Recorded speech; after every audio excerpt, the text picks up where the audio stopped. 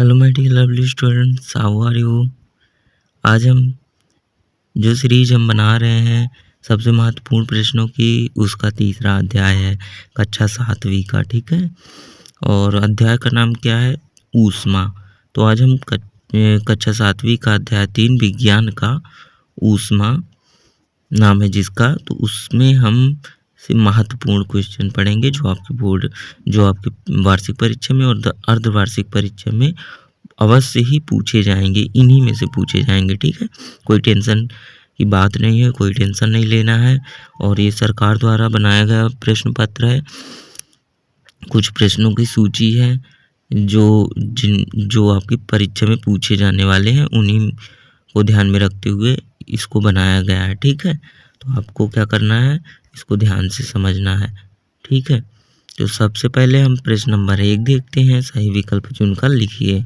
Number 1 है, आप बर्फ के एक टुकड़े को गर्म पानी के ग्लास में डालिए। ठीक है, बर्फ के एक टुकड़े को गर्म पानी के ग्लास में डालिए। निम्न में से ऊष्मा प्रवाह की दिशा को सही दर्शाता है। तो इसमें ये पूछ रहा है प्रश्न कि ऊष्मा का प्रवाह किस साइड होगा। मतलब देखो, गर्म पानी है और बर्फ का टुकड़ा क्या होगा, बहुत ठंडा होगा, तो ऊष्मा किधर जाएगी। तो नंबर ए लिखा है बर्फ के टुकड़े से पानी की ओर।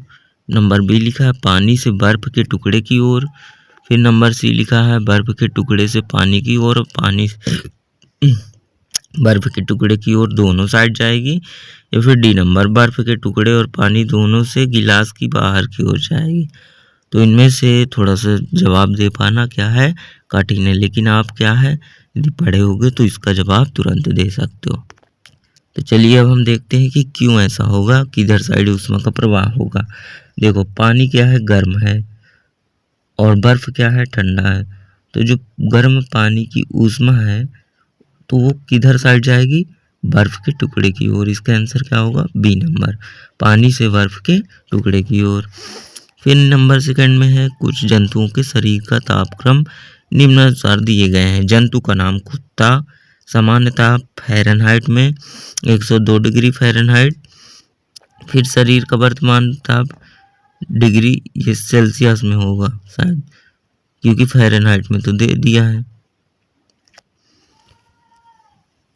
नहीं नहीं नहीं, चलिए देखते हैं। तो 99.8। फिर भेड़ का 103 सामान्य ताप होता है। शरीर का वर्तमान ताप 104.5 डिग्री फ़ारेनहाइट। फिर खरगोश का 104.2 डिग्री फ़ारेनहाइट और शरीर का तापमान 160 डिग्री फ़ारेनहाइट। तो क्या बताना है, उपरोक्त में थर्मामीटर रीडिंग अनुसार शरीर का वर्तमान ताप दिया है, बताइए इनमें से किसको बुखार है। तो इसमें ये पूछा गया है कि कुत्ते का फ़ारेनहाइट में कितने डिग्री तापमान होता है, लेकिन अभी इसको कितने डिग्री के हैं, उसका तापमान कितने डिग्री का, 99.8। भेड़ का 103.8 होता है तो उसका अभी है 104.5। फिर खरगोश का 104.2 होता है सामान्य ताप, तो उसको है 107। तो इनमें से किसको बुखार है। तो बुखार में तो तापमान बढ़ता है, नॉर्मल सी बात है, आप देखे हो, है ना। बट अभी देखते हैं क्या है। तो इसमें ए नंबर लिखा है भेड़, बी नंबर लिखा कुत्ता और खरगोश, सी नंबर लिखा भेड़ और खरगोश, और डी नंबर लिखा केवल कुत्ता। तो हमने जैसा कि बताया कि बुखार में तापमान बढ़ता है, तो बढ़ा तो इसका और इसका बस है ना, तो इन दोनों को क्या हो सकती है, बुखार हो सकती है कि भेड़ और खरगोश को बुखार है। ये लिखा है बूझो न मेले के में दुकान से बर्फ का गोला खरीद कर खाया, उसके बाद वह कुछ और गोले खरीद कर दूसरे दिन खाने के लिए गया। उसने देखा कि बर्फ के गोले तेजी से पिघलने लगे। बर्फ के गोले को पिघलने से बचाने के लिए बूझो को क्या करना चाहिए।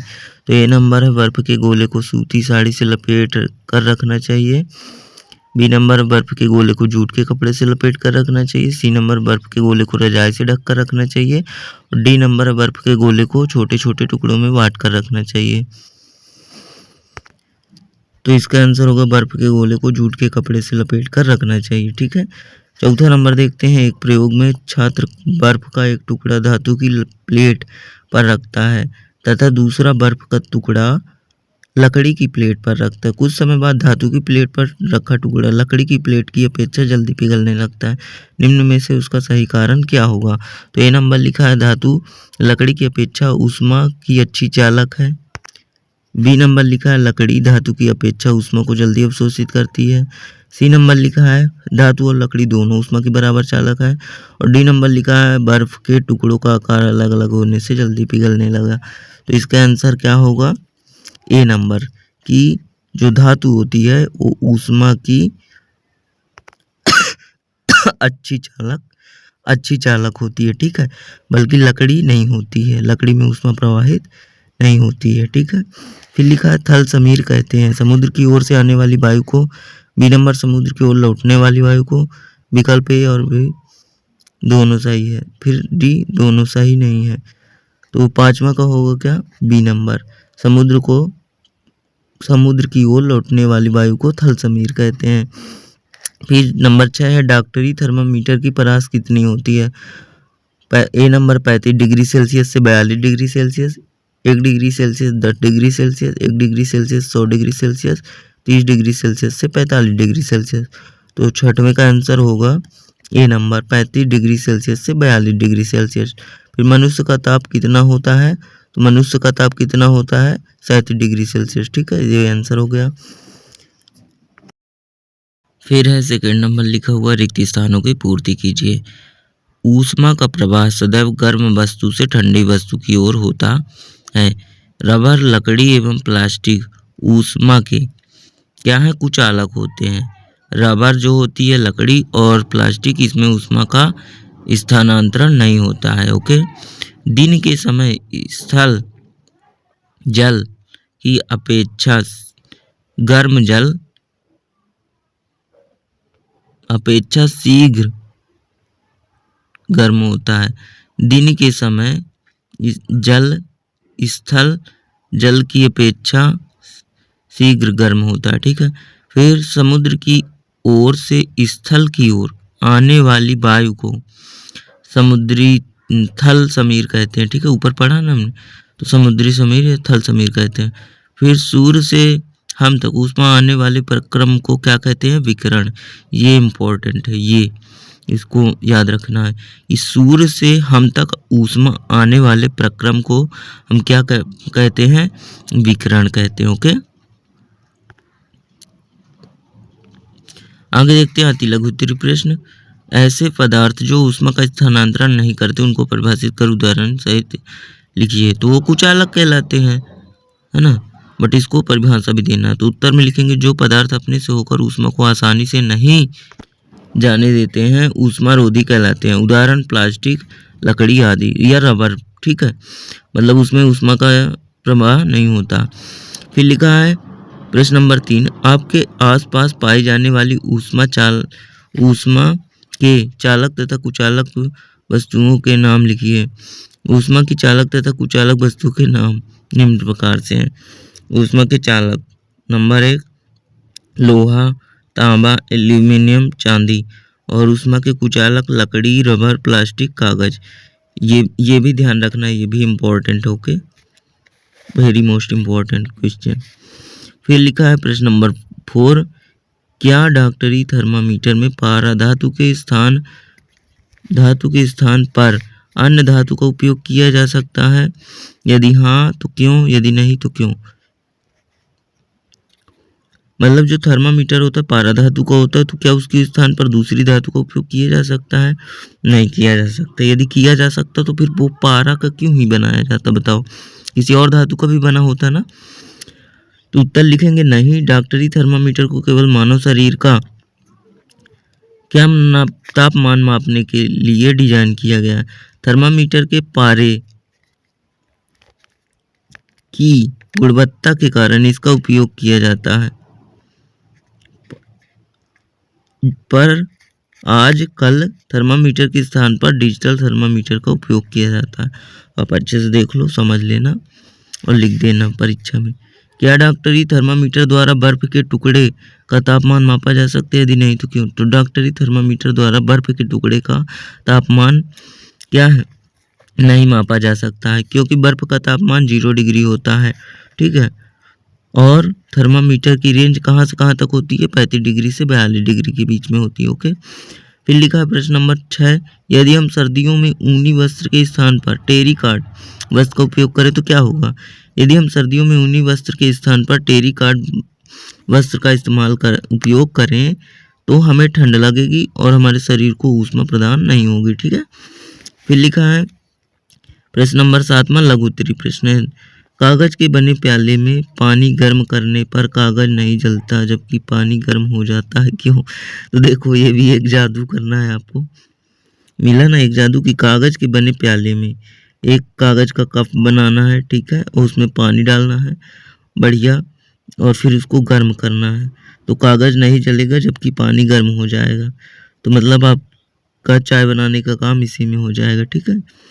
तो उत्तर में लिखना है कागज आग के संपर्क में आने पर तुरंत जल उठता है, परंतु जब कागज से बने कप में जल डालकर गर्म किया जाता है तो कागज के प्याले को दी जाने वाली ऊष्मा चालन द्वारा जल में चली जाती है, जिसके कारण जल की उपस्थिति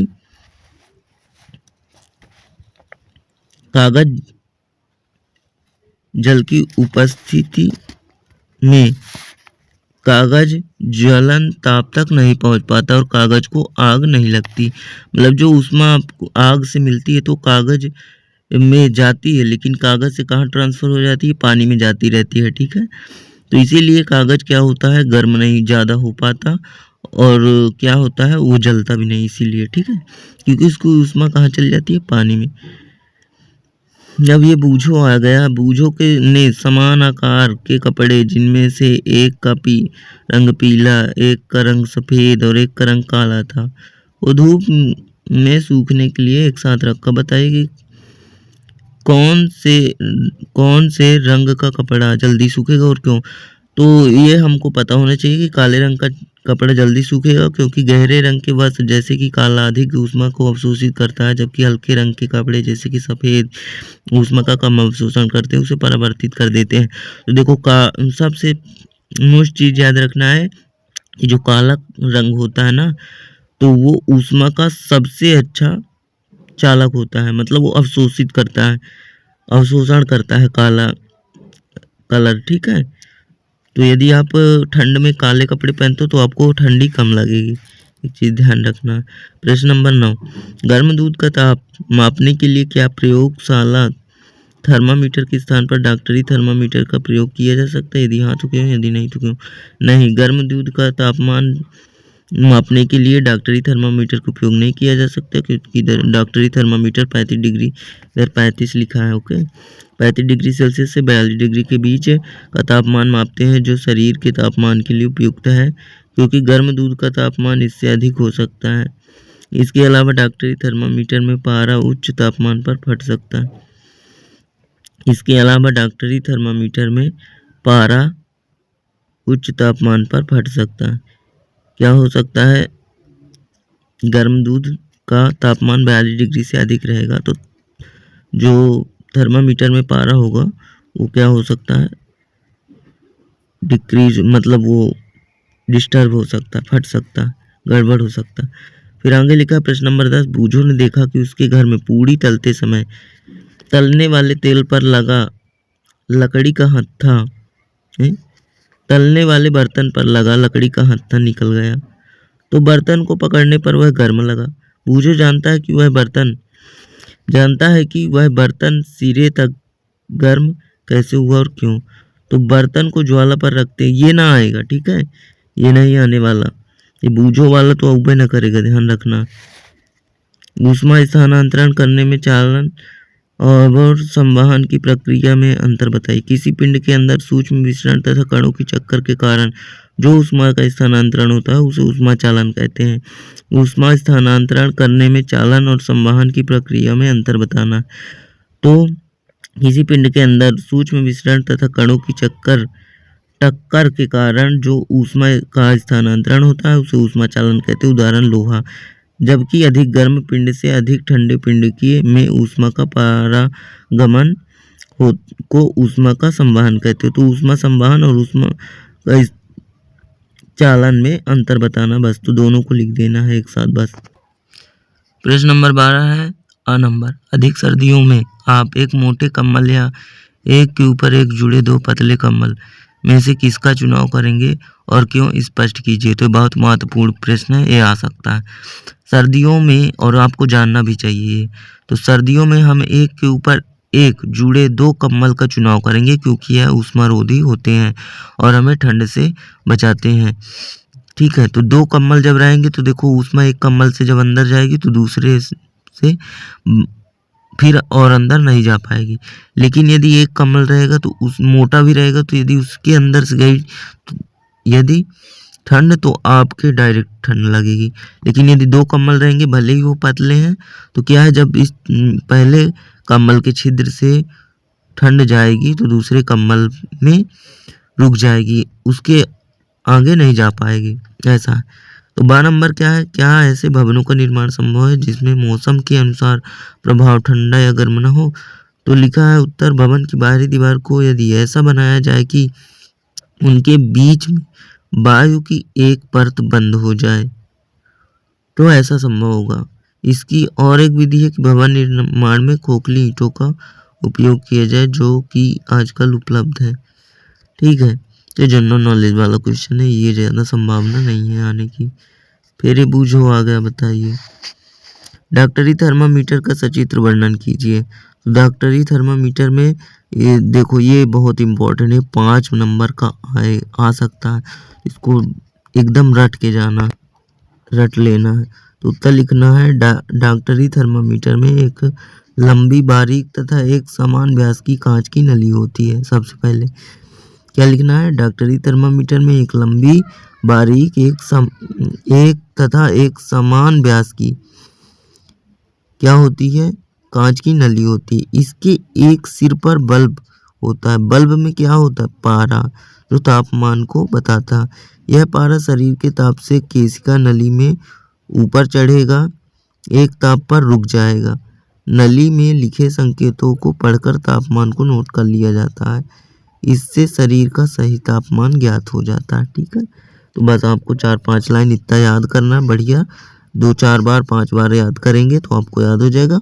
और एकदम सरल सा चित्र बना हुआ तो इसको आपको बना देना है परीक्षा में यदि आए तो। ठीक है, और नीचे लिखना जरूरी है कि चित्र, फिर आगे डॉक्टरी थर्मामीटर। फिर 14 नंबर है प्रश्न, इस समुद्र समीर तथा थल समीर को सचित्र समझाइए।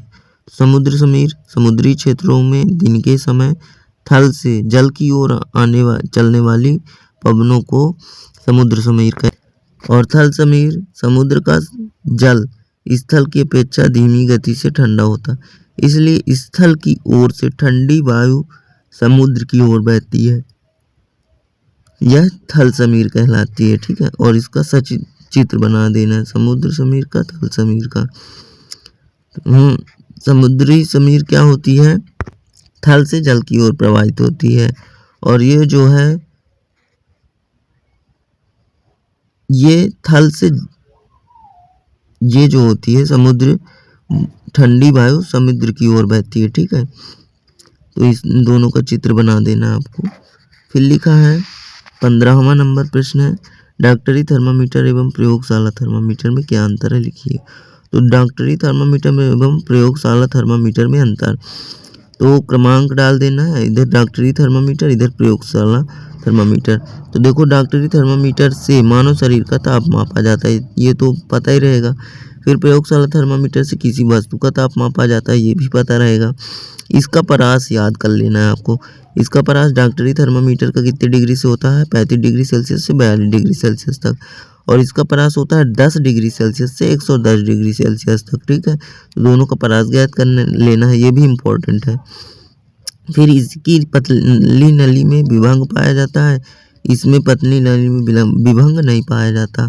तो ये थे आपके अध्याय 3 के महत्वपूर्ण प्रश्न जो हमने आपको बताया विज्ञान विषय में। यदि आप और भी विषयों का महत्वपूर्ण प्रश्नों का अध्ययन करना चाहते हो तो जाके आप हमारे चैनल को विजिट कर सकते हो। और अगली वीडियो में हम मिलेंगे अध्याय 4 लेकर, अम्ल एवं क्षार और लवण। ठीक है, तो तब तक के लिए bye bye, tata, see you. मिलते हैं नेक्स्ट वीडियो में अध्याय 4 लेकर। ठीक है, बाय।